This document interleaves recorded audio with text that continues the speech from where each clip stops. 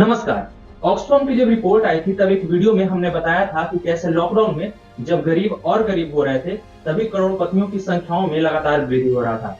उन्हीं करोड़पतियों में एक करोड़पति ऐसे थे जो एक समय पर विश्व के 100 अमीर लोगों की लिस्ट में भी शामिल नहीं थे, परंतु कोविड के दौर में ही उनकी संपत्ति में इतनी बढ़ोतरी हुई कि वो देश ही नहीं बल्कि दुनिया के दूसरे सबसे अमीर व्यक्ति बन गए। इसी बेतहाशा बढ़ोतरी को लेकर सबके मन में अडानी के संपत्ति को लेकर संदेह होने लगा था, जो कि बेहद वाजिब और बेहद रोचक था। और तभी एक अमेरिकी रिसर्च फर्म हिडनबर्ग की एक रिपोर्ट निकलती है जिसमें यह दावा किया जाता है कि अडानी ने अपनी संपत्ति को गैर कानूनी और फ्रॉड करके बढ़ाया है। इस बात को लेकर देश के बड़े कारोबारी अडानी ग्रुप और अमेरिकी रिसर्च फर्म हिडनबर्ग अब पूरी तरह आमने सामने आ चुके हैं। अडानी ग्रुप ने हिडनबर्ग के खिलाफ अपनी कानूनी जंग को और तेज कर दिया है। इसके लिए ग्रुप ने अमेरिका की एक बड़ी लॉ फर्म को हायर किया है। अडानी ग्रुप ने जिस कंपनी को कानूनी लड़ाई का जिम्मा सौंपा है उसका नाम वॉचटेल है। अब यह कंपनी अडानी ग्रुप के साथ मिलकर कारोबार करेगी और उन्हीं के लिए काम करेगी। हिडनबर्ग रिपोर्ट में दावा किया गया कि अडानी समूह दशकों से शेयर में हेराफेरी और अकाउंट की धोखाधड़ी में शामिल है। बता दें कि यह रिपोर्ट अडानी इंटरप्राइजेस के 20,000 करोड़ रुपए के एफपीओ लाने से ठीक पहले 25 जनवरी को जारी की गई थी। अरबपतियों की सूची में नीचे फिसले गौतम अडानी। ब्लूमबर्ग के अरबपतियों की सूची के मुताबिक गौतम अडानी की संपत्ति अब 120 अरब डॉलर है। उनकी संपत्ति में 872 मिलियन डॉलर की कमी आई है, जो 1 जनवरी 2023 से लेकर अब तक की उनकी संपत्ति 683 मिलियन डॉलर घटी है। जेफ बेजोस की संपत्ति 121 अरब डॉलर है और 2023 में अब तक उन्होंने अपने नेटवर्थ में 13.8 डॉलर संपत्ति और जोड़ लिया है। हिंडनबर्ग ने अडानी की कई कंपनियों को लेकर रिपोर्ट में गंभीर आरोप लगाए थे। अडानी इस शॉर्ट सेलर कंपनी से अपने नुकसान का बदला लेना चाहते हैं, जिसके बाद हिंडनबर्ग के साथ अडानी अब कानूनी लड़ाई के लिए तैयार हो गया है। सुप्रीम कोर्ट में भी इसकी सुनवाई कहा जा रहा है कि आने वाले दिनों में हो सकती है, लेकिन फिलहाल अडानी ग्रुप को काफी बड़ा नुकसान झेलना पड़ा है। बिजनेस टुडे के मुताबिक अडानी ग्रुप ने हिंडनबर्ग के खिलाफ कानूनी लड़ाई के लिए न्यूयॉर्क के वॉचटेल, लिम्पटन, रासीन कार्ड जैसे बड़े कानूनी सलाहकार कंपनियों और लॉ कानून के जानकारों से कांटेक्ट किया है। सुप्रीम कोर्ट में भी अडानी समूह के खिलाफ हिंडनबर्ग की रिपोर्ट से जुड़े 2 याचिकाओं पर जल्द ही सुनवाई हो सकती है। सिरिल अमरचंद मंगलदास से हुई पूछताछ वॉचटेल ने, जो अडानी ग्रुप के साथ काम कर रही है। सिरिल अमरचंद मंगलदास का नेतृत्व सिरिल श्रॉफ कर रहे हैं, जिनकी बेटी की शादी गौतम अडानी के बेटे से हुई है। वॉचटेल कथित तौर पर अडानी ग्रुप के लिए सलाहकार के रूप में काम कर रहा है और काम करते रहे हैं। एलआईसी को अडानी ग्रुप के स्टॉक्स में निवेश करना काफी भारी पड़ा है। देश में एलआईसी को अडानी ग्रुप के निवेश के कारण काफी विवादों का भी सामना करना पड़ रहा है। इससे पहले चर्चा थी कि एलआईसी का टॉप मैनेजमेंट अडानी समूह के साथ बातचीत करने जा रहा है। वहीं हिंडनबर्ग के आरोपों और उसके बाद पैदा हुए जो हालात हुए उसे लेकर अपने बचाव का अब फैसला कर रही है एलआईसी ग्रुप। इससे एलआईसी में निवेशकों का पैसा भी फंसा हुआ है और उन्हें इस बात का लेकर संशय भी है। पिछले 2 हफ्तों में एक अमेरिकी शॉर्ट सेलर फर्म हिंडनबर्ग की रिपोर्ट आती है और रिपोर्ट आने के बाद अडानी ग्रुप की कंपनियों के शेयर काफी तेजी से नीचे गिर जाते हैं। इससे अडानी ग्रुप और शॉर्ट सेलर के बीच कानूनी लड़ाई काफी तेजी से शुरू हो गई है। अडानी ग्रुप को शेयरों में तेजी से गिरावट देखने को मिली है। इसके बाद अडानी ग्रुप ने अपना एफपीओ पूरी तरह से सब्सक्राइब हो जाने के बाद भी उसे वापस लिया और इसके पीछे की रीजन ये बताई जा रही है ताकि लोगों में उनका विश्वास बना रहे। आखिर हिंडनबर्ग जो रिसर्च जिसकी हम बात करें आखिर क्या था? हिंडनबर्ग रिसर्च एक वित्तीय रिसर्च करने वाली कंपनी है जो कि इक्विटी, क्रेडिट और वेटिव मार्केट के आंकड़ों का विश्लेषण करती है। इस कंपनी की स्थापना साल 2017 में नाथन एंडरसन ने किया था। हिंडनबर्ग रिसर्च हेज फंड का कारोबार भी करती है। इसे कंपनी को कॉर्पोरेट क्षेत्र में होने वाले कार्य के बारे में खुलासा करने के लिए जाना जाता है। इसके साथ ही यह कंपनी यह भी पता लगाती है कि क्या शेयर मार्केट में कहीं गलत तरीके से पैसों की हेराफेरी तो नहीं हो रही है, क्या कोई कंपनी अकाउंट मिसमैनेजमेंट करके खुद को कहीं बड़ा तो नहीं दिखा रही है, या फिर क्या कंपनी अपने फायदे के लिए शेयर मार्केट में गलत तरह से दूसरी कंपनियों के शेयर को बेट लगाकर नुकसान तो नहीं पहुंचा रही है और अपना लगातार फायदा तो नहीं बना रही है। 25 जनवरी को हिंडनबर्ग ने अडानी ग्रुप के संबंध में 32,000 शब्दों की एक रिपोर्ट जारी की। रिपोर्ट के निष्कर्ष में 88 प्रश्नों को भी शामिल किया। रिपोर्ट में दावा किया गया कि यह समूह दशकों से शेयरों में हेराफेरी और अकाउंट में धोखाधड़ी में शामिल है।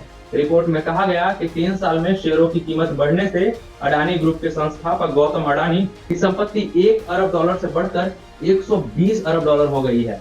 इस दौरान समूह की 7 कंपनियों के शेयर औसत रूप से 819% बढ़े हैं, जो कि असंभव जैसा लगता है। आखिर इस फर्म का नाम हिंडनबर्ग कैसे पड़ा, जिसने यह पूरी रिसर्च को अंजाम दिया है? 6 मई 1937 को अमेरिका के मैनचेस्टर के पास हिंडनबर्ग नाम का एक जर्मन एयर स्पेसशिप उड़ान भरने के लिए हवा में उड़ा और हवा में उड़ते समय ही इसे क्रैश हो गया था। यह हादसा इतना बड़ा और भयानक था कि इसमें 30 लोगों की जान चली गई। इसी घटना की याद में इस कंपनी का नाम हिंडनबर्ग रखा गया। रिपोर्टों में आरोप लगाया गया कि मॉरिशस से लेकर संयुक्त अरब अमीरात तक टैक्स हेवन देशों में अडानी परिवार की कई मुखौटा कंपनियों का विवरण है।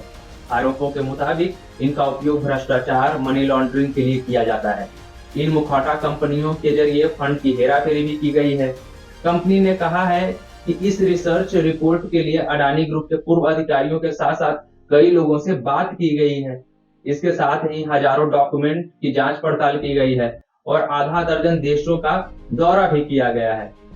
इसके साथ ही रिपोर्ट में यह भी कहा गया है कि बड़े पैमाने पर शेयरों को गिरवी रखकर कर्ज लिया गया है। रिपोर्ट जारी करने के बाद हिंडनबर्ग ने कहा कि यदि गौतम अडानी हकीकत में सही है तो उन्हें उत्तर देना चाहिए। रिपोर्ट आने के बाद अडानी ग्रुप ने हिंडनबर्ग की रिपोर्ट पर रिएक्शन दिया है और कहा कि यह बिल्कुल सही नहीं है। अडानी ग्रुप के CFO जुगेशिंदर सिंह ने कहा कि रिपोर्ट में उपयोग की गई जानकारी और आंकड़े जानने के लिए ग्रुप से कोई कांटेक्ट नहीं किया गया। यह रिपोर्ट बिल्कुल ही बेबुनियाद और गलत है और अडानी ग्रुप का नाम बदनाम करने के मंशा से यह एक उस कंपनी की साजिश है। जिसके बाद अडानी ग्रुप के लीगल हेड जतिन जुलूंडवाला ने कहा कि शॉर्ट सेलर हिंडनबर्ग को अडानी ग्रुप के शेयरों में आने वाली गिरावट से फायदा पहुंचाएगी और यही कारण है कि हिंडनबर्ग ने अडानी ग्रुप के खिलाफ यह साजिश रचा है। जिसके बाद लीगल हेड जतिन जुलूंडवाला ने कहा कि हिंडनबर्ग के खिलाफ कानूनी कार्रवाई की जाएगी। अडानी ग्रुप की कानूनी चेतावनी के बाद हिंडनबर्ग ने कहा कि वो कानूनी कार्रवाई की कंपनी की धमकियों का स्वागत करेगा।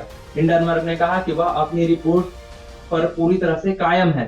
हिंडनबर्ग ने यह भी कहा कि अगर अडानी गंभीर हैं तो उन्हें अमेरिका में मुकदमा दायर करना चाहिए, जहां हम काम करते हैं। हमारे पास कानूनी जांच प्रक्रिया में मांगे जाने वाले दस्तावेजों की एक लंबी फहरिस्त है, एक सूची है। पहले और किन रिपोर्ट्स को लेकर हिंडनबर्ग चर्चा में रहा है, अब हम उस पर बात करते हैं। अडानी ग्रुप यह कोई पहला नहीं है जिस पर अमेरिकी फर्म ने अपनी रिपोर्ट जारी की है। इससे पहले इसने अमेरिका, कनाडा और चीन के करीब 18 कंपनियों को लेकर अलग अलग रिपोर्ट प्रकाशित की है, जिसके बाद काफी घमासान मचा था। ज्यादातर कंपनियां अमेरिका की ही थी जिन पर अलग अलग आरोप लगे थे। हिंडनबर्ग की सबसे चर्चित रिपोर्ट अमेरिका के ऑटो सेक्टर की एक बड़ी कंपनी निकोला को लेकर रही है। इस रिपोर्ट के बाद निकोला के शेयर में 80% तक गिरावट आ गए थे और उनकी शेयर टूट गई थी। निकोला को लेकर जारी की गई रिपोर्ट में विसिल ब्लोअर और पूर्व कर्मचारियों की मदद से कथित फर्जीवाड़े और का उजागर किया गया था। निकोला के संस्थापक और कार्यकारी अध्यक्ष ट्रेवर मिल्टन ने तुरंत कंपनी से इस्तीफा दे दिया था। रिपोर्ट के बाद कंपनी जांच के दायरे में भी आ गई थी। हिंडनबर्ग की रिपोर्ट के बाद खुद उसकी विश्वसनीयता को लेकर कई सवाल खड़े हो रहे हैं। फोर्ब्स मैगजीन के मुताबिक अमेरिकी न्याय विभाग दर्जनों बड़े शॉर्ट सेलिंग निवेश और शोध कर्मों की जांच कर रहा है। इसमें मेलविन कैपिटल और संस्थापक गेबे प्लॉटिन, रिसर्चर नेट एंडरसन और Hindenburg research, Sophos capital management और जिम कारुथर्स भी शामिल हैं। विभाग ने साल 2021 के अंत में लगभग 30 शॉर्ट सेलिंग फर्मों के साथ साथ उनसे जुड़े 3 दर्जन व्यक्तियों के बारे में जानकारी जुटाई थी। वॉल स्ट्रीट जर्नल की रिपोर्ट के मुताबिक संघीय अभियोजन इस बात की जांच कर रहे हैं कि क्या शॉर्ट सेलर्स के समय से पहले ही हानिकारक शोध रिपोर्ट साझा करके और अवैध व्यापार रणनीति में शामिल होकर शेयर की कीमतों को कम करने की साजिश रची गई थी। अडानी ग्रुप पर यह किया जाने वाला रिसर्च बेहद ही जायज मालूम पड़ता है। अगर किसी की संपत्ति में इतने कम समय में, जब सारे देश की अर्थव्यवस्था और विश्व की अर्थव्यवस्था चरमराई हुई थी, तो अडानी जैसे व्यक्ति जिनकी अर्थव्यवस्था पर कितना योगदान है वो हम सभी जानते हैं, लेकिन उनकी संपत्ति में इस तरह से बेतहाशा वृद्धि होना कहीं न कहीं एक खतरे की घंटी लगती है। तो ऐसे चीजों पे हमें और कई फर्मों को लगातार हमें ध्यान रखना चाहिए और इस पर रिसर्च होनी बेहद आवश्यक है। और भारतीय जो जांच संस्थाएं हैं उनका भी यह कार्य बनता है कि आखिर एक बाहर की कंपनी कैसे इतनी बड़ी रिपोर्ट प्रकाशित करती है और इतने लंबे समय से वो यहाँ रहकर इसके बारे में कोई भी जानकारी नहीं जुटा पाते हैं। तो आज का हमारा वीडियो कैसा लगा? अगर अच्छा लगा तो हमारे चैनल को सब्सक्राइब कर लीजिए और वीडियो को लाइक कर लीजिए। बाकी हम आगे इसमें सुधार की गुंजाइश देखते हैं और हम इसमें लगातार सुधार करेंगे। शुक्रिया।